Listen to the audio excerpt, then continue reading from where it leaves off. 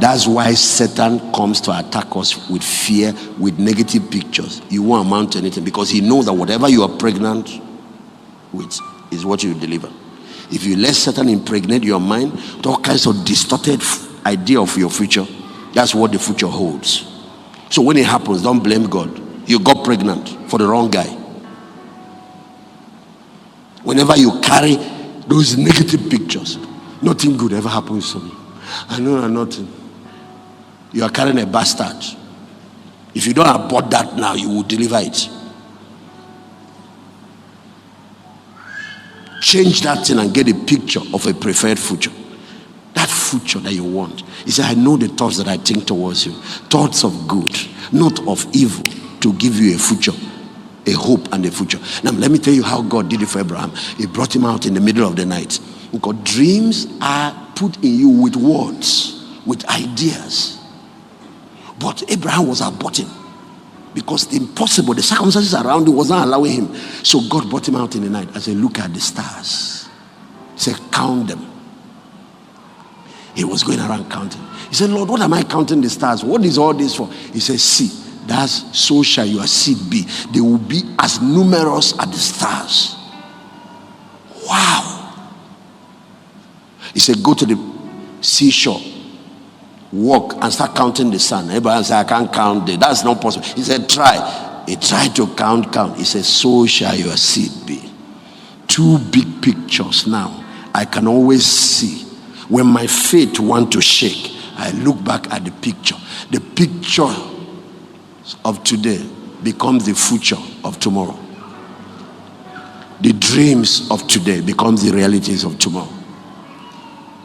The pregnancy you carry today becomes the child you give birth to tomorrow.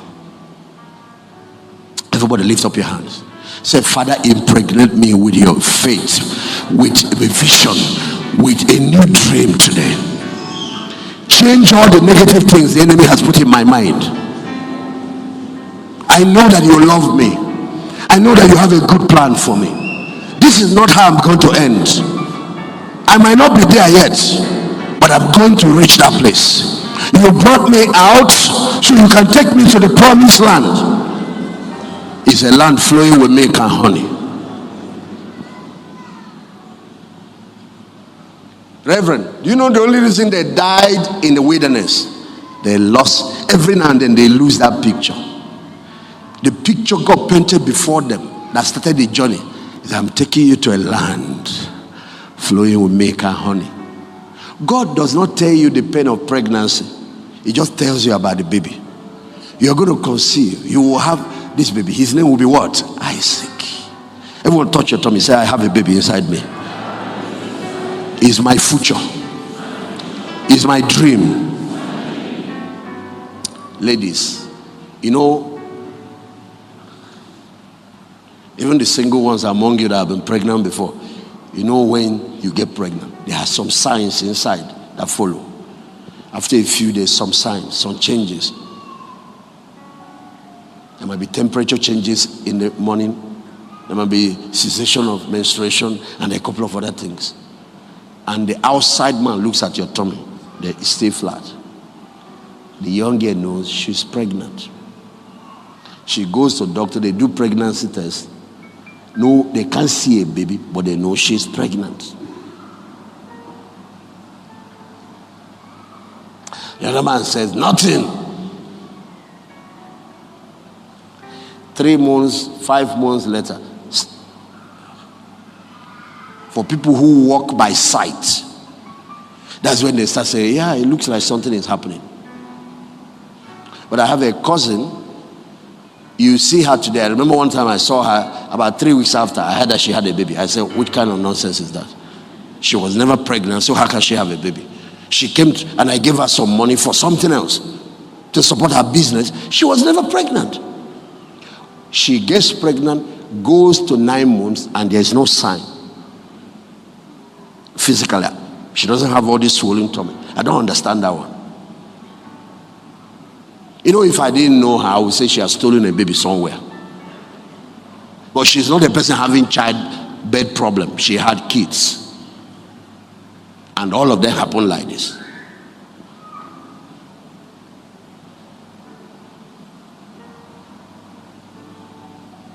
That's why the Bible says we walk not by sight. We walk by faith. Faith is another type of sight, but it is seen with the eye of the inward man. That's why I'm convinced. Why the person that looks with physical eye is wondering what is going on here.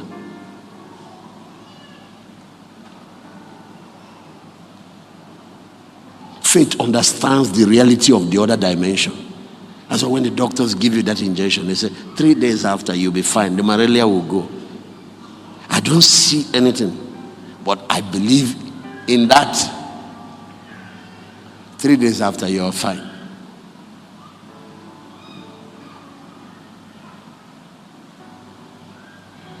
The invisible controls the physical.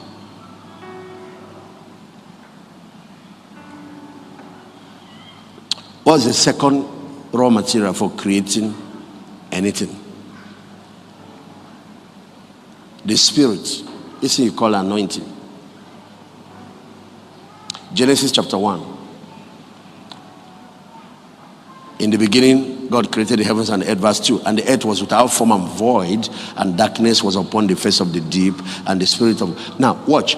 Where there was darkness, there was confusion, there was disorder, and God wanted order. He wanted vegetation. He wanted beauty. He first dreamt it all. The Bible said it in many places. It talks about the eternal purpose of God. That God has purpose. The eternal plan of God. He first designed all those things in his mind. And according to the Bible, he also documented it on the paper. For example, the Bible said that every part of you were designed, and there is a book written concerning you. Even your body parts, everything is designed. The DNA, everything, the codes, like the architectural drawing, every one of us is there in heaven.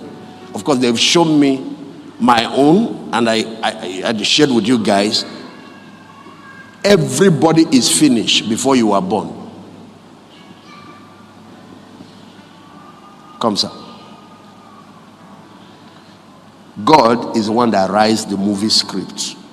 And in the movie script, you finish the story. Decide where the story ends. And they live happily, ever happily after. And when you decide that, you write the story all the way from the beginning to the end. Then, sir, you are now a producer. Then they now hire you to produce that thing that has been finished.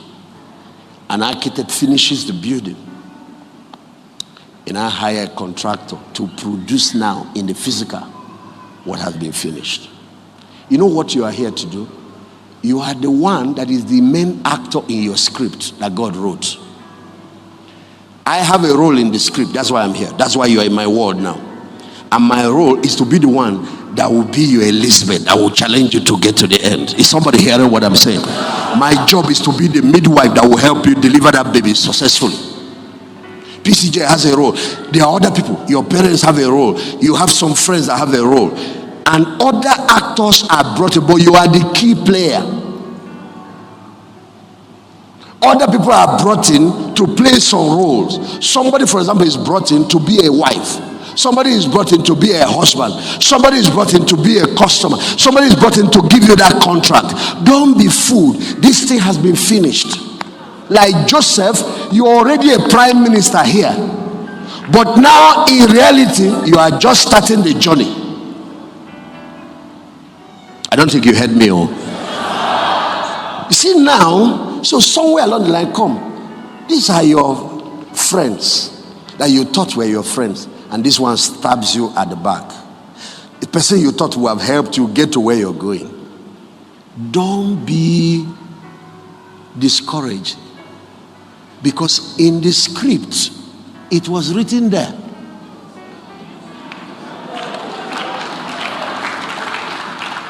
When Jesus was telling them, one of you will betray me, it wasn't Jesus that wrote it.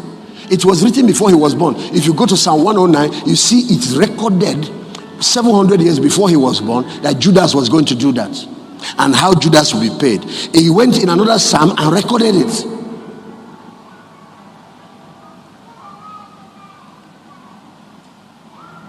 Then this one that is meant to be your wife, watch you. It breaks your heart After you bought her a car, took care of her, she breaks your heart and goes and marries that man. You come to the script, that was not there. According to the script, she was supposed to play the role and go with you. But then there is something about that script. The script is permanent, but the people called to act it are not permanent. Yes, sir. This is what a producer does. When he sees that this one is called to play this role, Esther, and is misbehaving, he comes led to say, every morning when it's time to shoot, this guy is coming by 12, shooting starts by 8. They try to talk to him, they try, he's not playing. What do you think they do? They replace him. Genevieve is doing Shakara, they replace Genevieve with who? Omotala. Omotala is now acting the princess. You know what it means? God has plan A, plan B, plan C, plan D.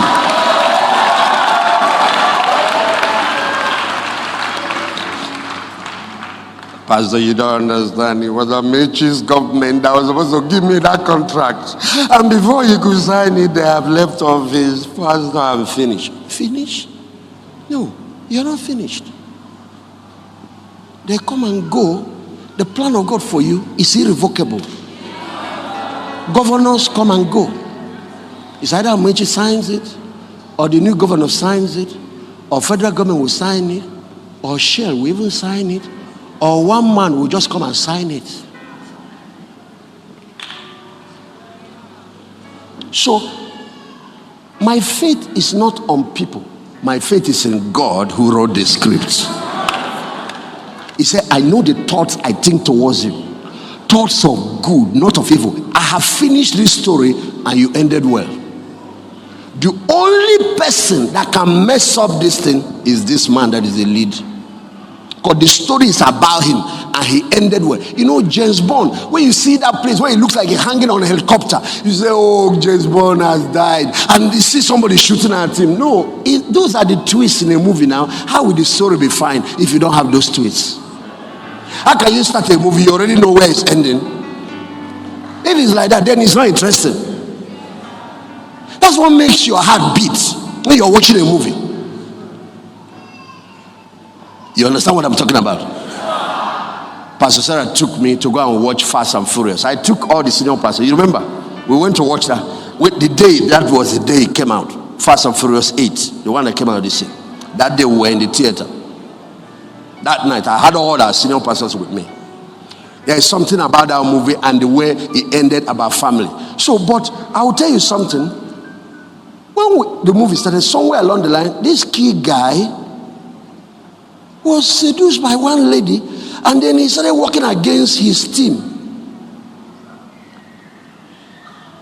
I turned to her and said, I don't like bad stories, oh. When you want to select a movie for me, look for something that ends well. I don't have time for all these bad stories. Some writers are just sadists. They like things to end bad. Have you ever seen where an actor, the lead guy, James Bond or whatever, died in the movie? Nowhere. Even if you put him in a coffin, everybody will relax. We know he. Next thing you see him out again. That's how God writes his story. It always has happy ending. I say you are ending well. You are going to arrive on your promised land. In the name of Jesus.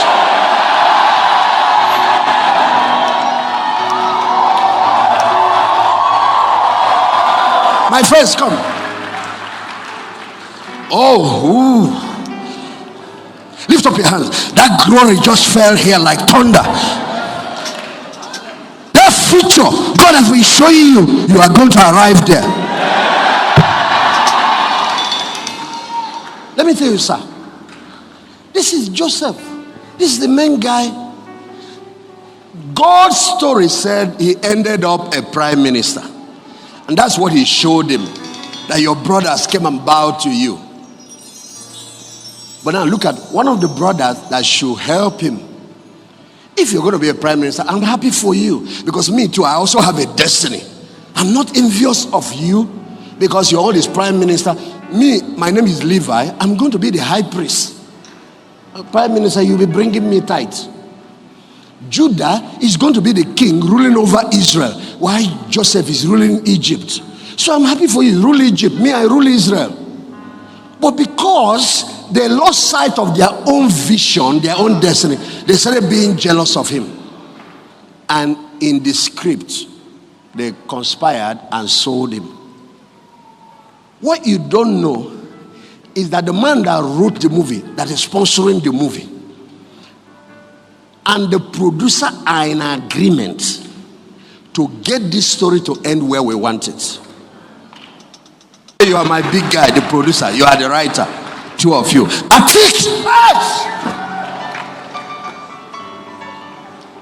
The story you have written concerning them will not deviate. It will be completed to precision, and the world will see what you have done with this. Gentlemen, go and sit down. You need to sit down. Can somebody come and help them? Let them get the message. My God, my God, my God, my God, my God. How to create something out of nothing.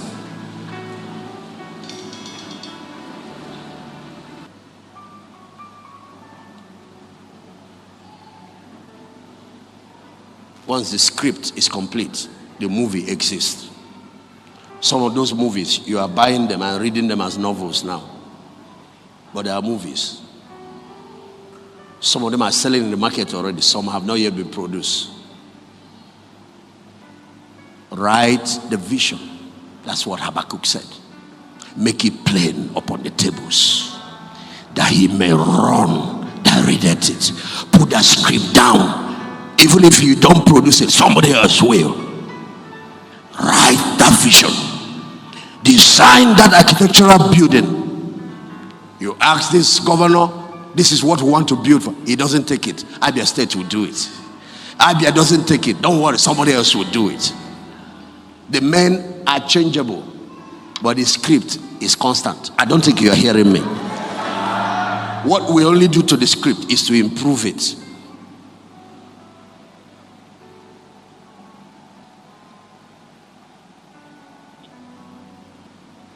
Write the vision. Make it plain.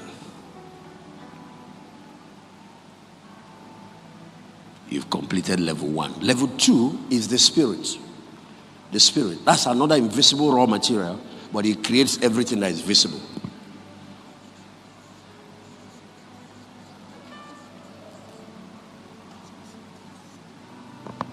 Even in science now, like chemistry, physics, we discuss this now. We have a name, we call it. We said you start with solid materials, you keep going.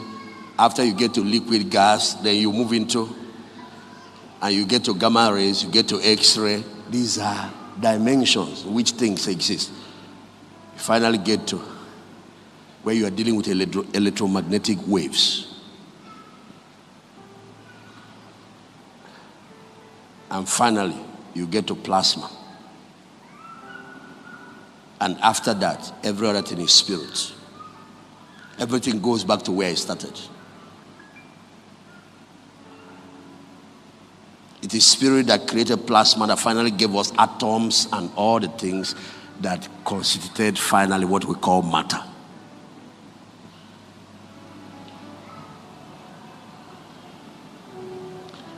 Sometimes I pass the spirit into people's bodies. They go back to, they say the tumor has disappeared. It just dematerialized. That's how that woman that came sat in my front for 3 days seminar. The doctors have removed her womb. Get the spirit in, it will create a new one.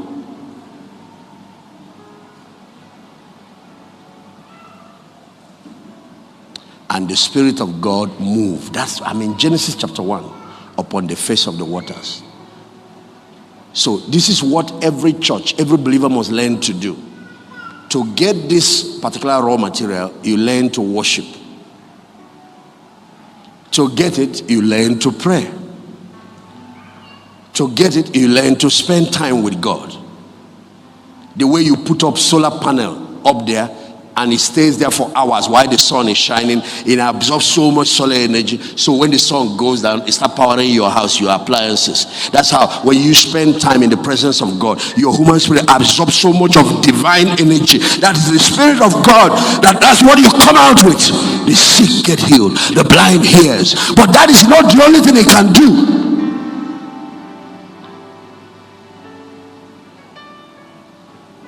You become a man of worship, a man of prayer.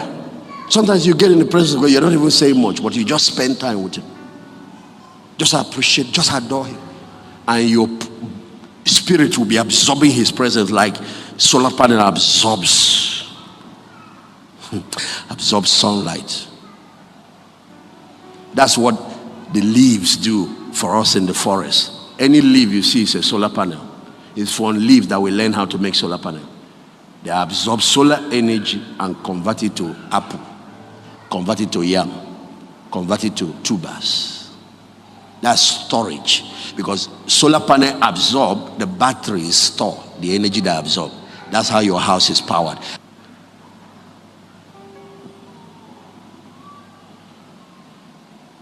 That's what you do. That power, the power of the Holy Ghost is out there and is pouring every day, 24 hours.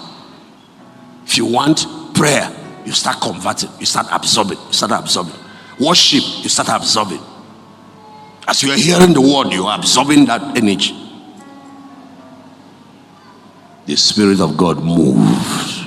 If a church has a very good intercessory department, there will be the moving of the spirits in the services.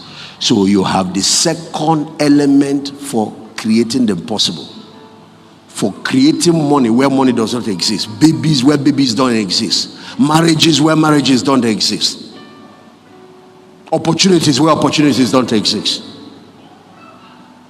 Connection where connection does not exist. Because in the realm of the spirit, there is nothing impossible.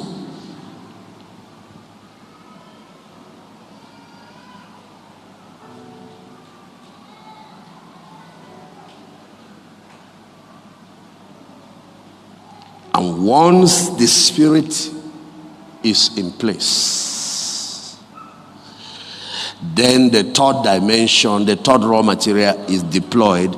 It is called words. Words. Words are raw materials. And words are things. Like I said, dreams. Dreams, they are raw materials and they are tangible things. Dreams. Let me put another word beside it. Ideas. Vision.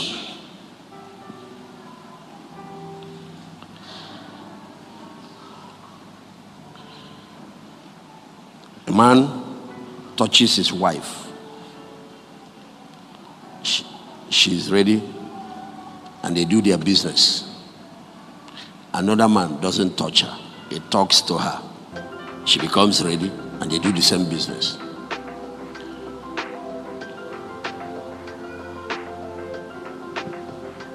Words are as powerful as material things, and words are actually more powerful than material things.